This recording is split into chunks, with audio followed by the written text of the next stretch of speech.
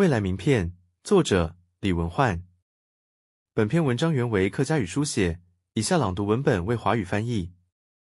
20年前，我第一次出国，就是和妻子回娘家，因为跨国婚姻需要办理许多手续，所以我们在那里待了1整个月。马来西亚的天气非常炎热，我却感到格外亲切，因为在这个遥远的国度，我找到了家的温暖。岳父是一个性格很好又充满智慧的人，虽然他的右手因小儿麻痹致残，但这并不影响他在印刷厂的工作，也不减他乐观的生活态度。岳父从小在马来西亚长大，懂得多种语言。在陪我逛街时，他能用马来语、印度语、英语、粤语、闽南语和客家话与人交流，他流利的语言能力令人惊叹。他也是一个非常热爱阅读的人，每天清晨5点准时起床看报纸、读书，是一位非常有修养的长者。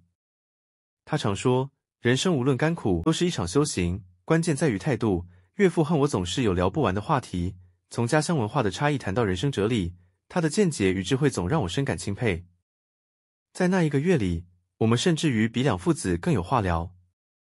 古人说，喜花连盆，喜子连孙，因为岳父非常疼爱女儿，所有的台湾女婿也特别照顾。他每天带我四处玩，吃遍各种不同族群的美食，就连宵夜都非常丰富。结果短短1个月，我的体重竟然足足胖了5公斤。这段在老婆娘家的日子，真的是我一生难忘的回忆。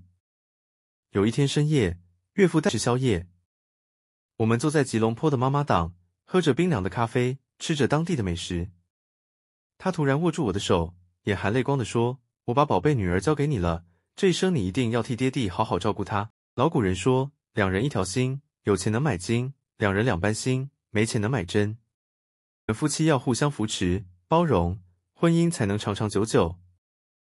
这段话深深刻在我的心里，成为我婚姻路上的明灯。回台湾的前一天，岳父神秘地交给我5盒名片。我仔细看了看上面的内容，名片上印着我的名字没错，但职业和学历却完全不当时的现况。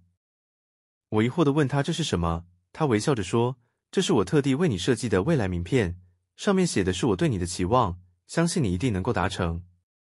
我女儿没有因为你的视力不好而放弃，坚持要嫁给你。我一方面为她找到真爱感到高兴，一方面又担心你们的。所以这张名片就是我希望你要达成各事情。爹地这一阵子与你相处，发觉我的女儿眼光不差，你是笃实又知理的年轻人，相信只要你努力打拼，总有一天一定会让我放心。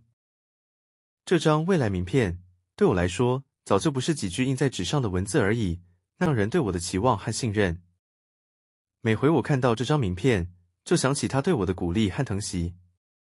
过没几年，我真的实现了名片上的每个目标，成为有自信拿出这张名片的人。如今，岳父虽然已经过世10几年了，但他的智慧还是深深影响着我，我和妻子也会一直想着我们的爹地。